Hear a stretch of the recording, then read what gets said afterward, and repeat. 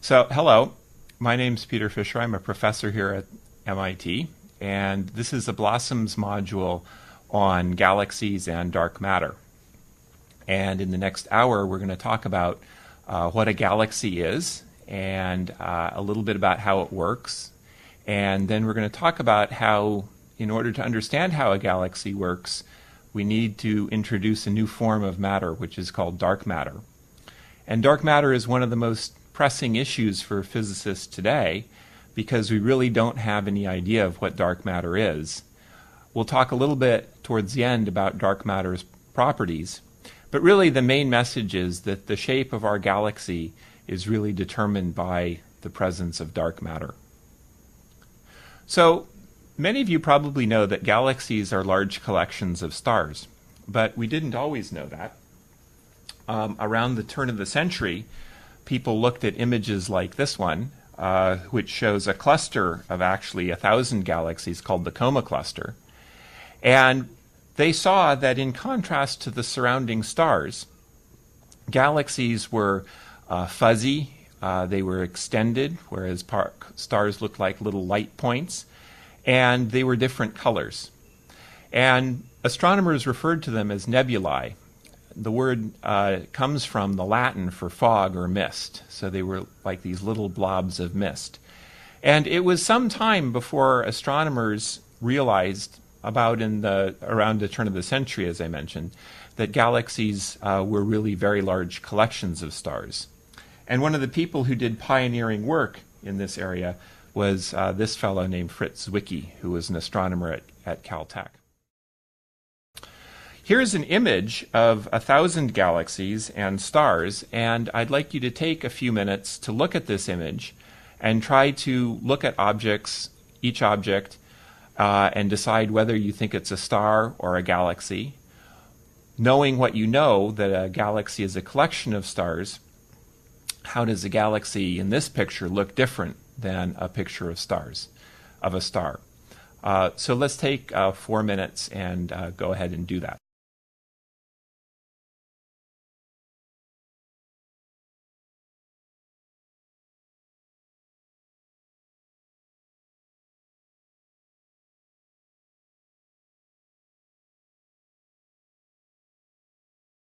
All right, welcome back. I hope you learned some things looking at the image.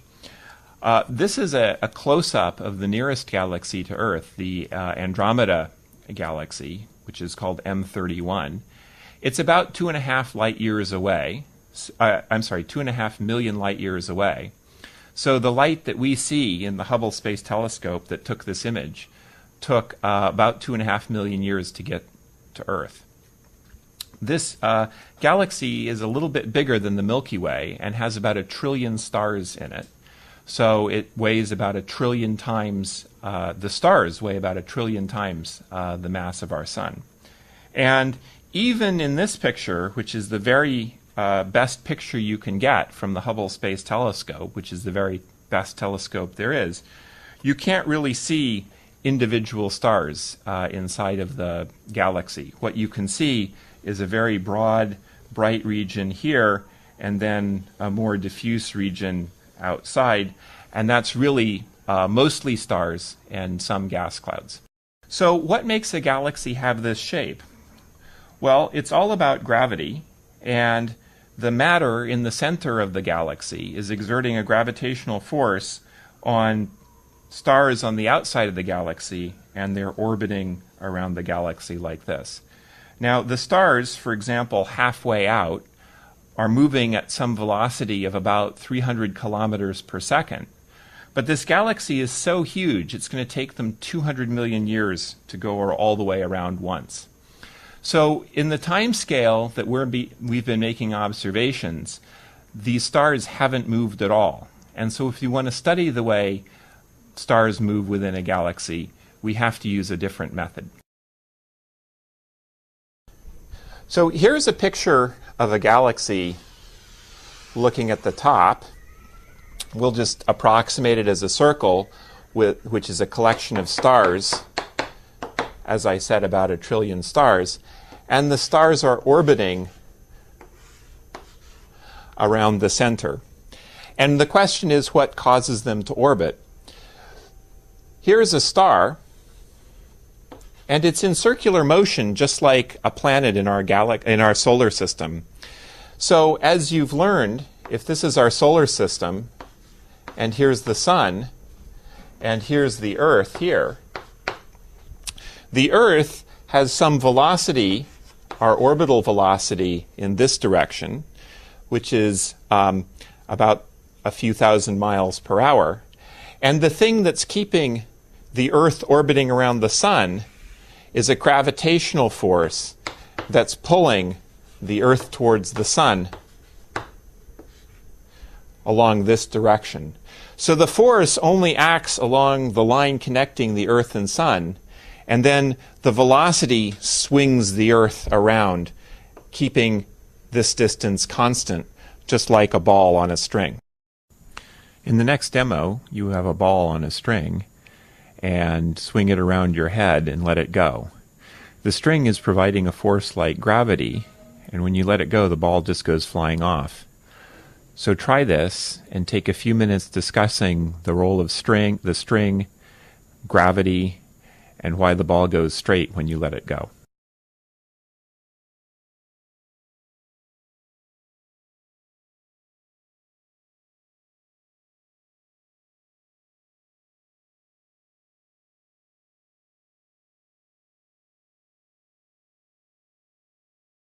So if we come back, now that you understand a little bit about how force makes something move in a circle, here's our star, and it's moving like this at some radius from the center of the galaxy. And one thing you've probably learned in your elementary physics studies is that if we look at this star, it's got a centripetal force acting on it.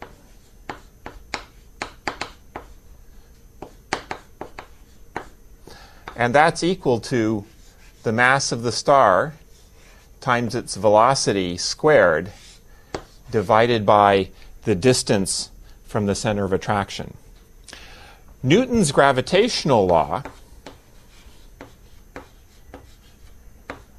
says that the force acting on the star from gravity, in order to make it move at this radius, at this velocity, is equal to a constant which is called g, or Newton's constant.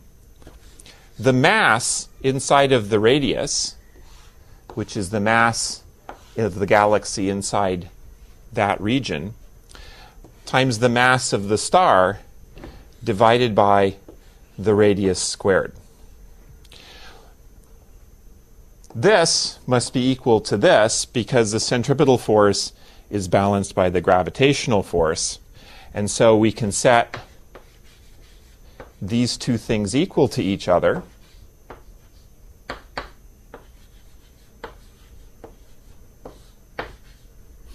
And what we see is that we have an m, the mass of the star, on both sides.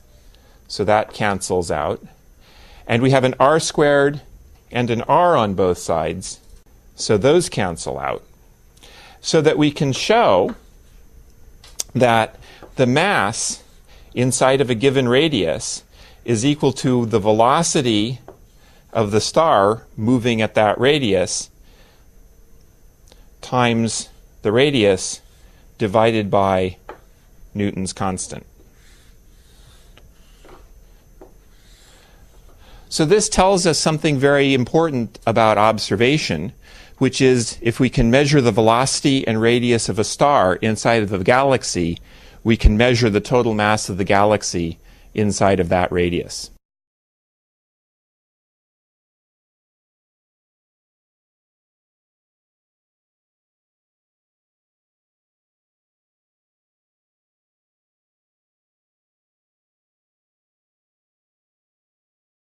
Here's a little demo using the ball and string again.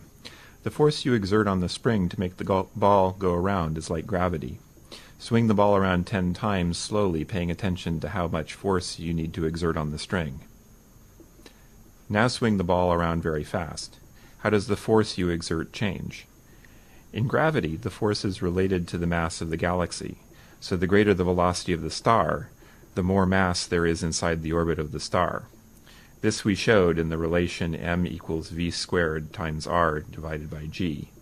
In this case, r is the same because the length of the string doesn't change.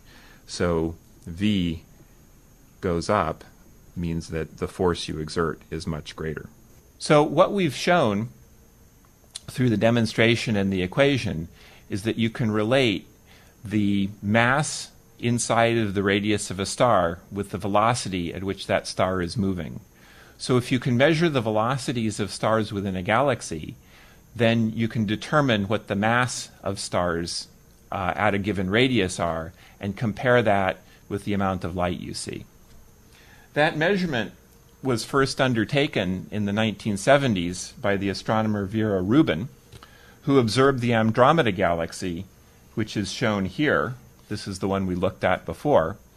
And she was able to make use of the Doppler shift of light from a moving object in order to determine its velocity. Now, the Doppler shift is a phenomenon that works with any wave, light or sound, which is the result of a moving source squishing the wave and making it appear at a high frequency if the source is moving towards you, or a lower frequency if the source is moving away. You might have studied this already in your physics course. If you have, let's take a few minutes to review it.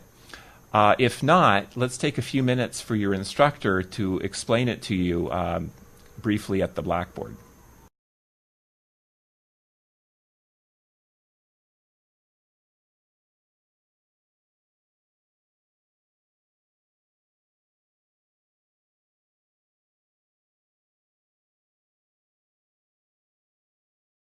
So now that you understand a little bit about how you can use the color of the star to determine its velocity, we can see what Vera Rubin has done.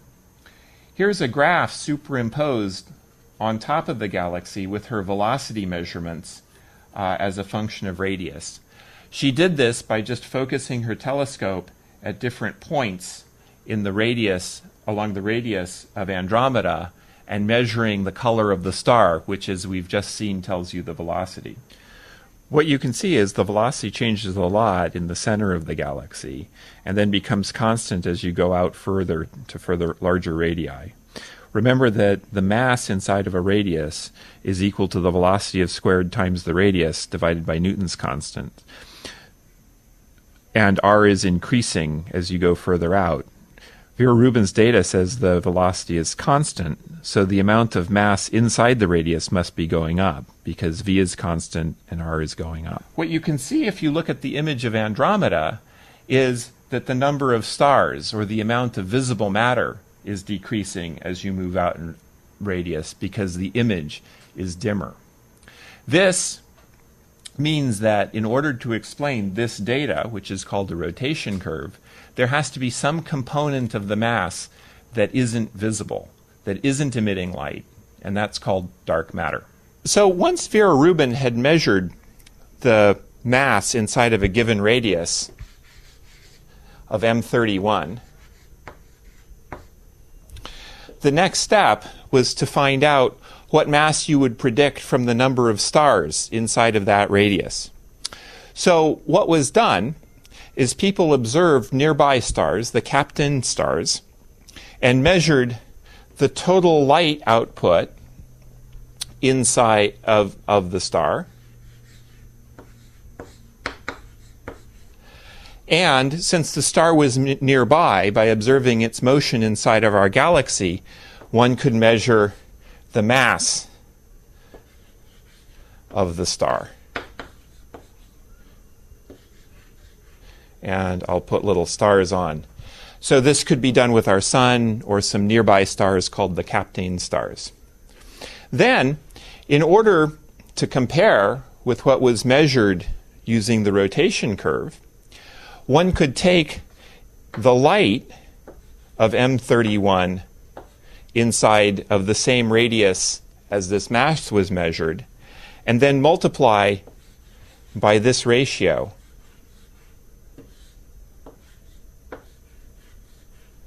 And this is another way of measuring the mass of M31, but this is from light.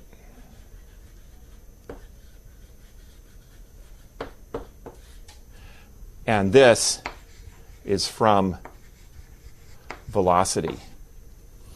It turns out that this mass is something like 10 times this mass.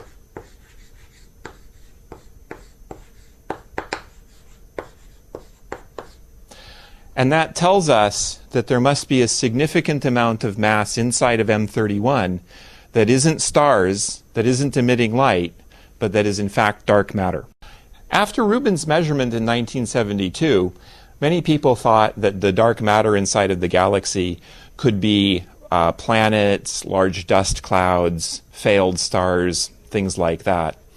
But measurements of the relic particles from the Big Bang that were made in the 1980s and 1990s systematically excluded all of those things. And now we're left with only really one possibility, which is that dark matter is some new kind of particle, which could be either very light or very heavy, but it's no kind of particle we've ever seen here on Earth before, and we call it a WIMP, a weakly interacting massive particle. So here's a question for you to discuss. What else could this matter be? We've shown this two different ways now, and the question is, what do you think it could be?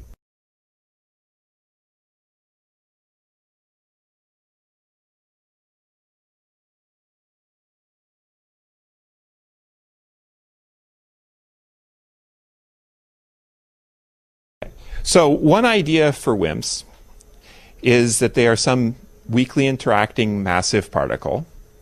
Weakly interacting means they don't interact much with normal matter. So they're called WIMPs. What does it mean to not interact much with normal matter? Well, if we take the matter we know about, the particle that interacts the least is called the neutrino. The neutrino was originally postulated by Enrico Fermi in the 1930s and first observed in 1956 by Reines and Cowan. A neutrino interacts so little that if you wanted a neutrino to interact, you would have to line up 200 Earths. So here's your neutrino, and then you take 200 copies of the Earth. 1, 2, 3, 200. And if you sent this neutrino in, you could be guaranteed that it would interact, it would hit another particle somewhere in here. A WIMP has an interaction strength that is at most the strength of the neutrino interaction divided by 10 million. Now, neutrinos are notoriously difficult to detect, and people have spent their careers trying to detect them in various ways. They usually require detectors at accelerators that weigh tens or hundreds or even thousands of tons, and even with detectors that big, only a few neutrinos interact each day. Here is something that interacts 10 million times less, and that makes dark matter very difficult to find. So the mass of a dark matter particle, our best guess is they weigh between 100 and 1,000 times as much as a proton. And you know a proton is about the simplest nucleus we can have. And their density inside of the galaxy is about one particle per 1,000 cubic centimeters, or about one particle per liter. And they're moving at a velocity of 1,000th the speed of light, which is 300,000 meters per second. This seems pretty fast, but actually by particle physics standards, this is very slow. This is not many particles to work with. This is pretty heavy. So the best way to detect such a particle is to look for it hitting a normal nucleus here on Earth and giving it some energy. So here's a normal nucleus, and the dark matter particle is going to hit it and go off in some direction, and then this nucleus is going to recoil with some energy, and our job is to detect that energy. Dark matter particles can hit an atomic nucleus just like these two tennis balls. The stationary ball is the atomic nucleus, and it gets some energy from being hit by the moving tennis ball, which represents the dark matter particle. So now we have some idea of one way of detecting dark matter, and so a question for you to talk about among yourselves is, can you think of other ways that you might detect dark matter?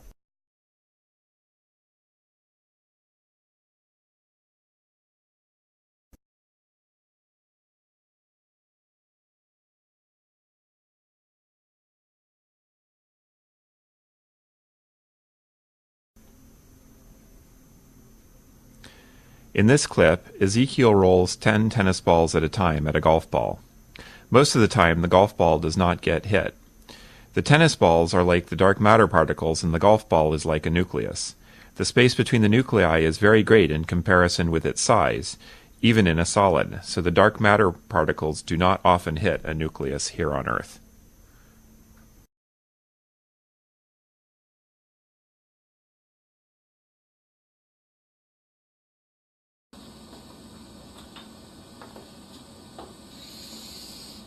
Here's the hallway that you just saw in the video, and that hallway is 3 meters or 300 centimeters across. And the golf ball, which measures about 2 centimeters across,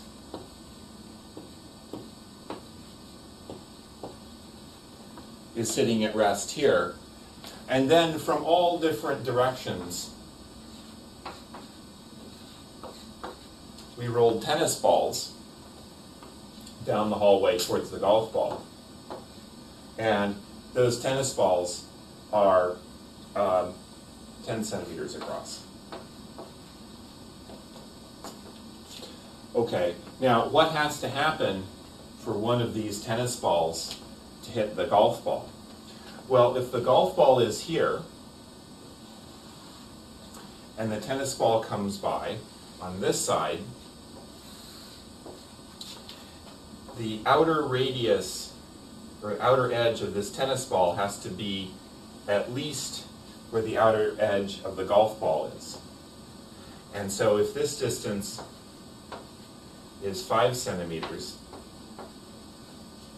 and this distance is 1 centimeter, then on this side the tennis ball must pass within 6 centimeters of the golf ball.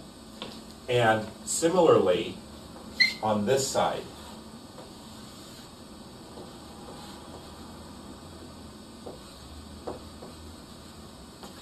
so that's a total of 12 centimeters. So the probability of hitting is 12 centimeters.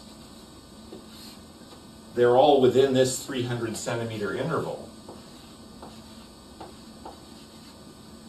So then the probability of hitting is 12 centimeters divided by 300 centimeters, which is 0.04, or 1 in 25. So in the video you just saw, we rolled 10 tennis balls 5 times. I think you saw that one of them struck the golf ball, so you should work out the probability. Now, this is on average, so sometimes there will be more or fewer collisions than you would predict from here. And if you do it a large number of times, then it will converge to this value.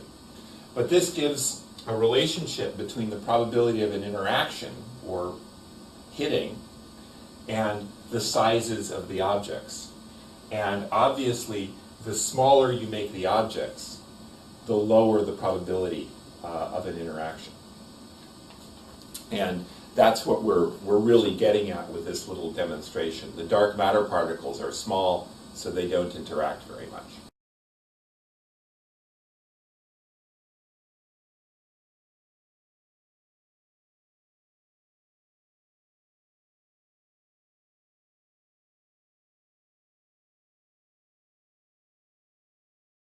So what we've learned is that you can look for dark matter hitting a nucleus here on Earth and use that as evidence for dark matter. And in our lab here at MIT, we've built a detector to do this, and you've just seen a video about that detector. And here are some images from the detector. Instead of dark matter, we use neutrons, which is a particle that's like a dark matter particle whose property we know very well.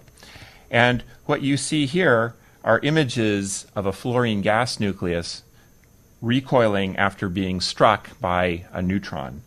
The neutrons always come from the left side of the image, so you can see the recoil always happens away from the direction of neutrons.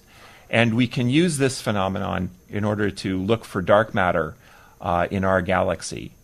Now, the problem is that there's not very much dark matter. We worked out before that there's about 1 dark matter particle per quart of volume, or per liter of volume. And we've also worked out that the interaction strength of dark matter isn't very strong. So that means we need to build a very large detector and wait a very long time in order to detect dark matter. So we're just at the beginning of a long road of an experiment.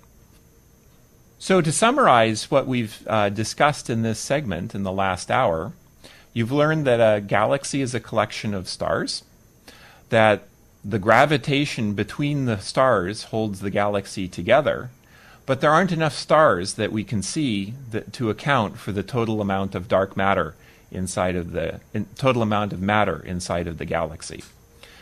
We call this stuff dark matter, and it's really not related to any known particle here on Earth, and we look for it by its interaction with normal matter. The problem is it doesn't interact with normal matter very much, and that makes the experiments very, very difficult. So I hope you've learned a little bit of physics and a little bit of astronomy and a little bit about what I do, and good luck with the rest of your study in physics.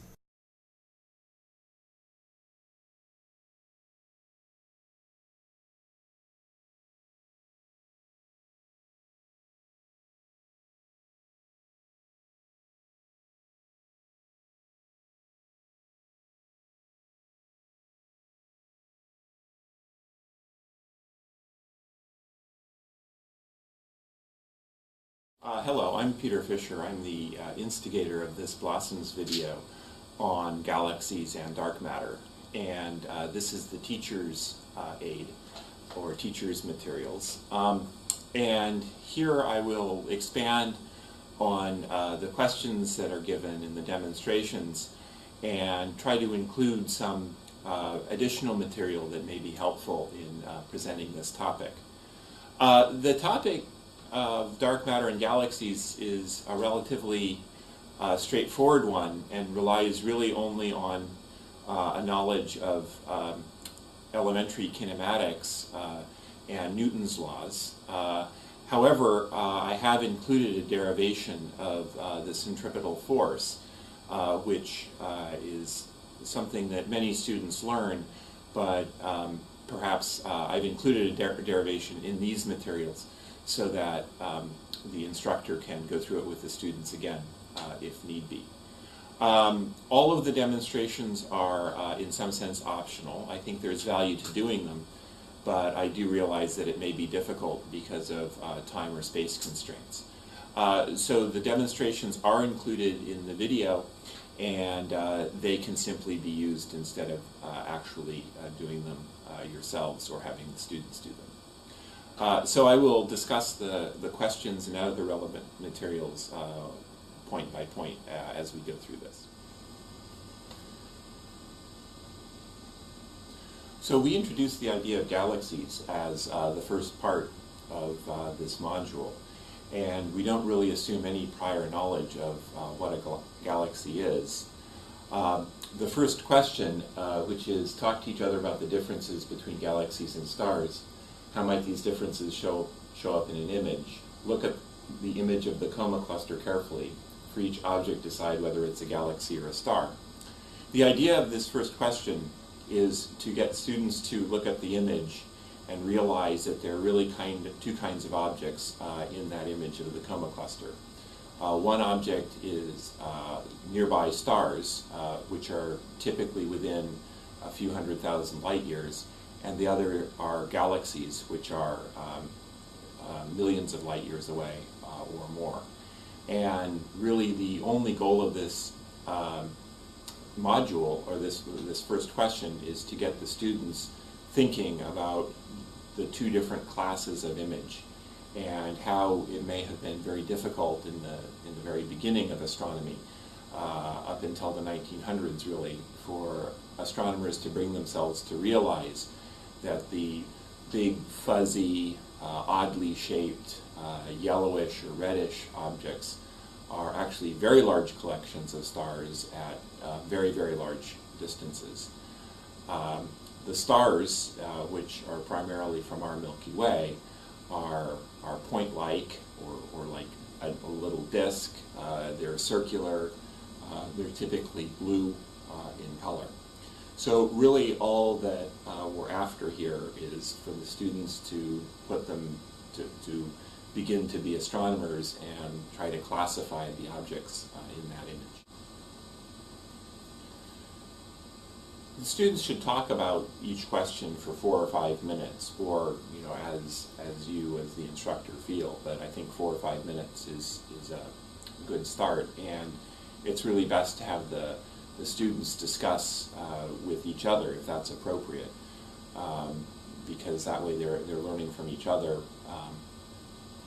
and beginning a dialogue. And scientific investigation is inherently collaborative, so when they learn to do this, they're actually learning how to do science. In the second part, we begin to discuss how a particular star is held inside of a galaxy. And the first demonstration of the module is simply a ball on a string, and my student Ezekiel just whirls the ball around and lets it go. And there are really two things that are being demonstrated here. The first one is that as he is holding the ball on the end of the string, the force acting of the string acting on the ball is what's keeping the ball in a circular motion. In this case, the string is analogous to gravity, and in the same way gravity keeps the object orbiting around the center of the galaxy. When Ezekiel lets go of the string, just like removing the force, the ball flies off in a linear way, in a straight line. Now, of course, the Earth's gravity eventually pulls the ball back to the ground, but the thing the students should observe is that once the string's force is removed, the ball wants to go in a straight line. This is one of Newton's laws, which says that an object in rectilinear motion remains in rectilinear motion unless acted upon by an outside force. So what we'd like to do with question 2, which is swing the ball around on the end of the string and let it go. Why does the ball move the way it does? In what way does the string play the role of gravity? Is we'd like the students to begin to have the discussion of the relationship between gravity and the circular motion and Newton's first law. As far as the demonstration goes, we've included the demonstration on the video, and you can simply work from that. You can make your own. All you really need is a string and any sort of object that isn't too terribly heavy, but a small children's toy or a car key or anything that's got enough that weighs more than the string that you can whirl around and let go, either in your classroom or outside, and not have it do any damage. Works just fine. Ideally, the students themselves would each make one of these, if you have the means, and have the time, and do the demonstration themselves, because there is really value to, as the ball is being, or the object is being swung around, feeling the force on the string that you are making it go, and then when you let go, feeling that force disappear and seeing the thing fly off in a straight line. But any way will be just fine. Now in this third part, we try to become a little more quantitative in using the relationship between the mass of the galaxy and the force acting on the particle to keep it in circular orbit. And to do this, we bring in the idea of centripetal acceleration, and then relate the centripetal acceleration, which is the force necessary to make the ball go into a circle, to the gravitational force, which is the interaction that Isaac Newton first postulated for the gravitational interaction between two masses. Let me show you on the blackboard where the centripetal force comes from, and then we'll come back to the question. So this is a short discussion of centripetal acceleration. It's something that many students have had. Perhaps it's just been stated. So this is to give a little more background to it. So what we're thinking about is, here's some gravitating body, and we're thinking about a star, for example, that is making a circular orbit at some distance r around that object. So the star is just going around in a circle at a fixed radius. Now, we know from observation and kinematics that in circular orbit,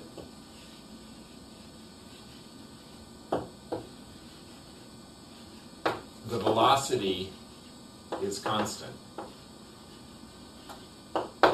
Now, the velocity is changing. At this time, the velocity points in this direction, and let's think about a time a little bit while later at t, the velocity is pointing in this direction. So that's v at, say, t equals 0, and this is v at t equals time t. The magnitudes of the two velocities are the same, but their directions are different. So if in this time t, this star has gone from here to here, the angle that it makes with respect to its starting point, theta, is just equal to this distance, which is the constant velocity t, or constant velocity times t divided by the radius, r. That's just saying that the angle subtended by an arc of a circle is equal to the length of the arc divided by the radius of the circle. Okay, now if we look at how the velocity has changed, here's velocity at t equals 0, which is just this vector. The velocity at t equals t is a vector of the same length, but pointing in a different direction. So the velocity has changed only in direction. The change in direction by similar triangles is this angle theta. So this distance is equal to the magnitude of these sides, which are the same, times theta. So that's v times theta. So the change in velocity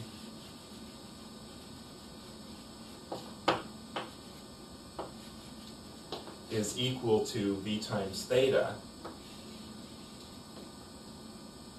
and that happens in a time t.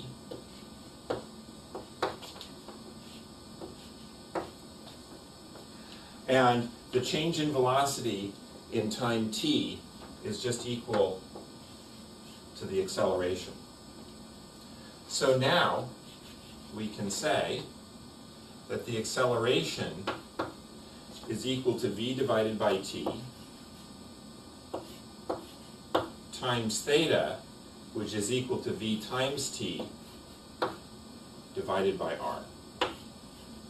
These two cancel out, and what we're left with is that the acceleration is v squared divided by r. This is called the centripetal acceleration, and it's kinematic in the sense that if an object goes with velocity v in a circle at radius r, then this is the acceleration. It doesn't tell you why the acceleration is that. That comes from Newton's force law, which we discussed in the Blossom video. This just tells you that for circular motion at constant velocity, what the acceleration has to be. Question 3 reads, if you swing a ball on a string, the faster you swing the ball, the more force you must exert. Try timing how long it takes you to swing a ball around 10 times at different speeds and see if you can feel the force difference. If the force you exert on the string represents gravity and the gravitational force is proportional to the mass inside the orbit radius, what does this tell you about the relationship between the mass inside the orbit radius and velocity? This is trying to, in a physical way, establish the relationship that is shown between mass, velocity, and orbit radius just before the third question on the Blossoms video.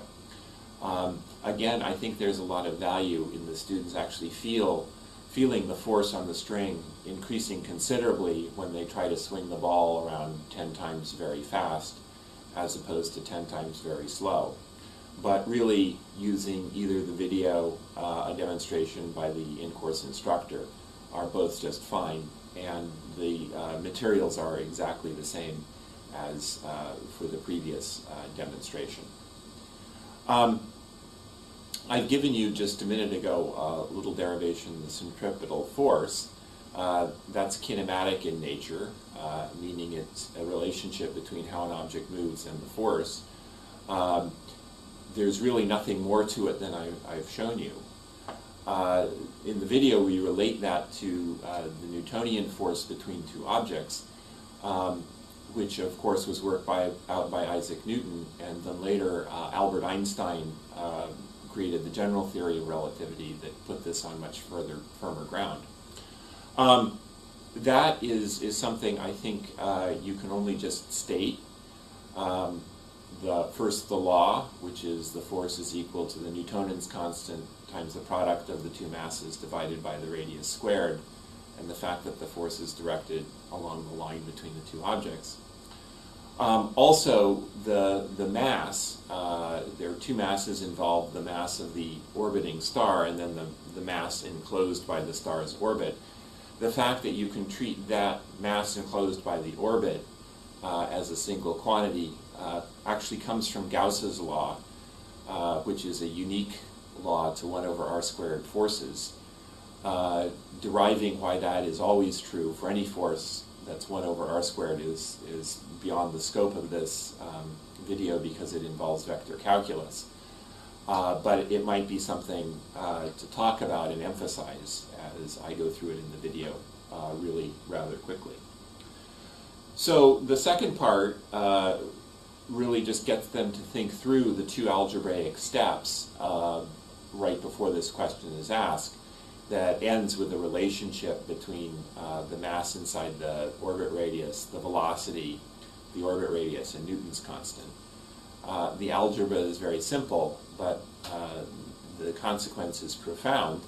And it's this relationship that really led Fritz Zwicky to come up with the idea of dark matter, and then is behind Vera Rubin's measurement of Andromeda. In the actual implementation of these measurements, there's considerably more advanced mechanics, most of it quite elementary. But I think this relationship really captures the essence at a way that's comprehensible for secondary school students. Vera Rubin's velocity measurements were done using Doppler shift, and this is discussed in this section of the video. Doppler shift is one of the most interesting wave phenomena, and I'd like to take a few minutes to derive it using secondary school level wave mechanics. So here's a little derivation of the phenomenon of red shift or blue shift, which is the change in frequency or wavelength of light or color of light due to the motion of the emitter. So if we have a star here that's at rest, and we sit here on Earth and observe the star with a telescope, the star emits light, which is an electromagnetic wave. And the electromagnetic wave has a wavelength, which we call lambda. And it has a period, or frequency, which is the time difference between repetitions of the periodic wave, which is t, or the period. And so the frequency is equal to 1 over the period. And also the velocity of the wave, so v wave, which we call c, is equal to the wavelength times the frequency, and that's equal to the wavelength divided by the period, just using that relationship between period and frequency.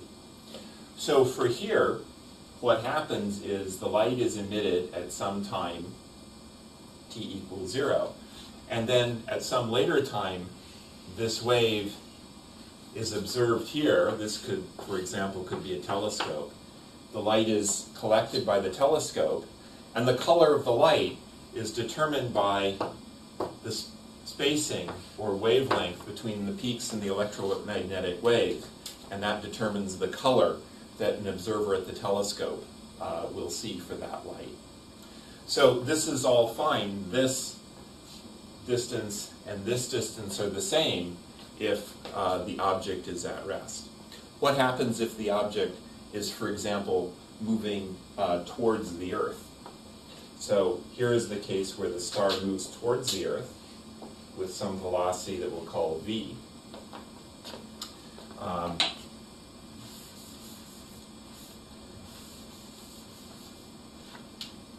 And at t equals 0,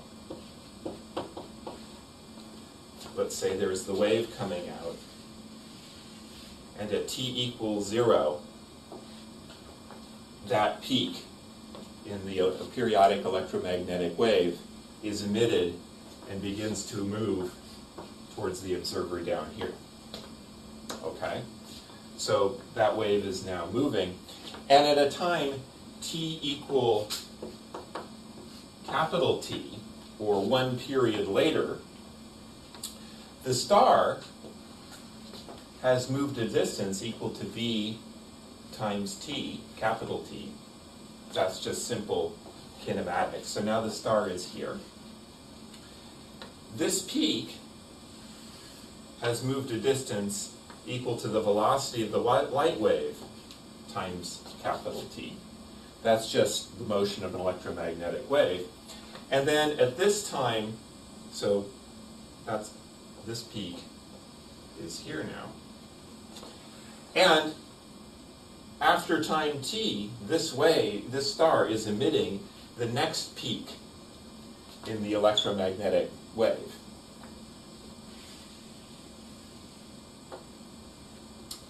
So what we want to calculate is this distance.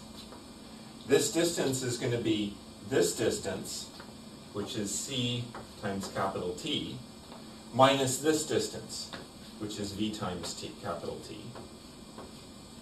And that's equal to capital T times c minus v. And that's equal to the wavelength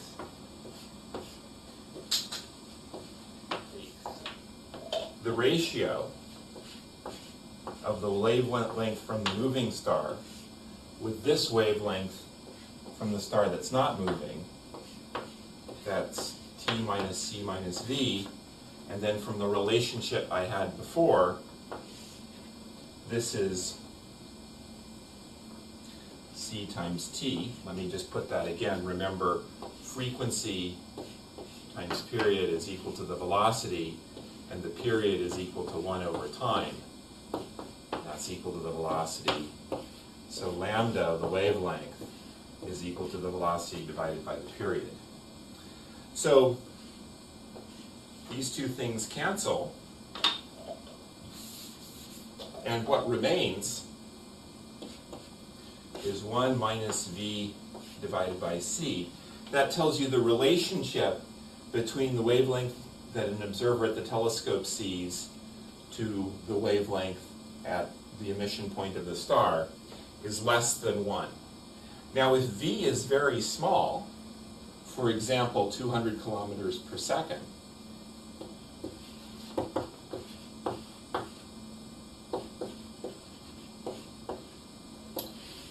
and c is something like 3,000 kilometers per second, then this ratio is less than 10%. So the change in color is not terribly large, but nonetheless an observable effect. Now, the wavelength being shorter means that the light appears bluer, and that happens when v is positive, meaning the star is moving towards the Earth. If the star is moving away from the Earth, v is negative, so this quantity is greater than 1, which means the wavelength is longer, and that means the light appears redder, hence the term redshift. There are several places that this is written up in more detail, and I'll post them on the website. The derivation I've shown you is self-contained, and if your students have had some exposure to waves and know about frequency and wavelength, and in a formal way, would be perfectly appropriate for them to work through themselves, or for you to give them a short lecture on. Alternatively, you can simply state the result and use the qualitative argument about a car or a siren having a higher pitch when the car or siren is moving towards you, and a lower pitch than when it's moving away, and then relating sound as a wave-like phenomenon to light as a wave-like phenomenon. They will have had some experience with this, most likely, and this is a useful place for them to begin to understand the very important phenomenon of Doppler shift. In question 4, what do you think what other ways can you think of to explain Vera Rubin's observations, is kind of an open-ended question at this point for the students to try to talk about what other forms of matter might be inside of a galaxy that isn't emitting light. This can be dust, it can be plasma, it can be planets or comets, or any number of large number of things, black holes, that don't emit lights. And this is kind of just an open-ended place to talk about what else might be in a galaxy. Clearly, when we observe galaxies, what we're observing are stars, which emit light.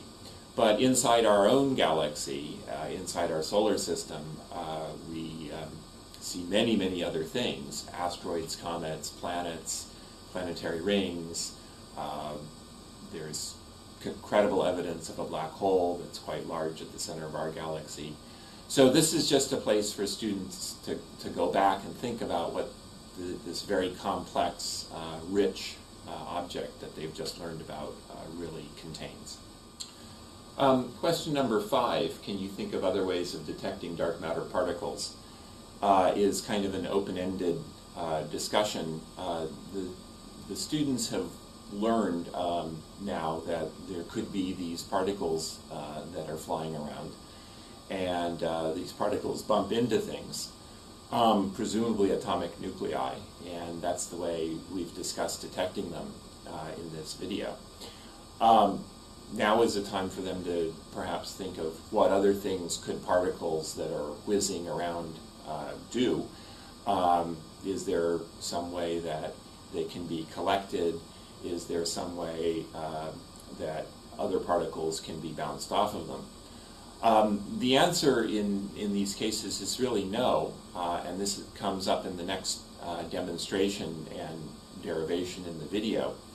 The fact is that in order to be consistent with our observations, dark matter particles must be very, very small, much smaller than nuclei, perhaps even much smaller than electrons.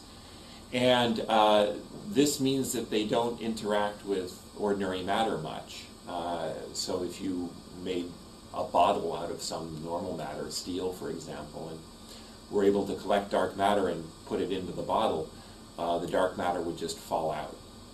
So this is where we have a discussion about what it means for subatomic interactions to happen, and that they have relative strengths, and that some particles can be very, very penetrating. And that's in distinction to most of the things around us that are, you know, a wood desktop or air or things that can be contained. And because that in order to contain something, you must have it interact with something. So the derivation of the probability for two objects hitting each other, you may notice that I'm wearing different clothes than in the rest of the video. That's because in viewing the first full cut, Dick Larson and Elizabeth Murray noticed that I had left out a factor of 2 in the derivation, and I've had to reshoot it. I really appreciate them pointing this out, and I'm a little bit embarrassed by it. In any event, this is a straightforward mathematical calculation, and the word for the quantity which relates the probability of interaction of a target with incoming projectiles is cross-section. The demonstration that you'll see in a minute and the derivation are in in 2 dimensions. In the real world, things move in 3 dimensions, so the cross-section represents an area. And it's essentially the size presented to an incoming object by a target object, and has dimensions of area, or length times length, or length squared. The smaller the cross-section, the smaller the chances of an interaction occurring. And the cross-section or size of an object is different depending on what kind of interaction there is. We're used to seeing things, so we associate, for example, the size of a table with the physical dimensions of the table we would measure with a ruler. That's the size of the table for electromagnetic interactions, because when we look at something, what we're doing is we're detecting light, and that's electromagnetic. If you were able to measure the size of the table using neutrinos, it would be much, much smaller than the size of the table you would measure using light. And that's simply because the neutrinos interact much less, and consequently the table appears much smaller to a beam of neutrinos of comparable size to a beam of light. This is kind of the basic idea behind the smallness of the dark matter interaction, is that the dark matter particles only interact via a very weak interaction, and consequently their size is small, and that's what makes them very difficult to detect, because they only interact very infrequently. Question 6 is, how many total tennis balls did you throw? How many hit the target golf ball? Can you find the probability of hitting from the dimensions of the two balls and compare with your experiment? There's nothing magic about using a tennis ball or a golf ball. It's what Ezekiel happened to have in his backpack. You can use marbles, you can use baseballs, softballs, soccer balls, basketballs. It's good if one of the balls has a different size and you use that as the target. But if that's not possible, then using balls that are all the same size. Question 6 asks really that you do the calculation that was just done. If it's more convenient, you can simply use the video where Ezekiel throws 10 tennis balls 5 times, and you can see that there is only one interaction. So that's 1/50th, and that's consistent with the derivation that's given in the demo. Again, this is something where the students can have a lot of fun and spend 10 or 15 minutes rolling balls down the hallway, but it may not be possible or appropriate in some places, and so please use the video in lieu of an in-course demonstration. In the last segment where I talk about the dark matter detector we have, there's mention of a video.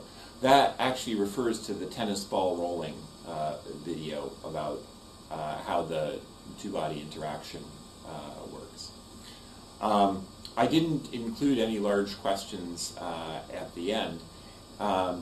Questions you might want to discuss with the students is kind of really recapping what they've learned, which is a lot. This is quite a few topics to cover in a 1-hour session, but what the difference between a galaxy and a star is, and how galaxies are collections of stars and possibly other things.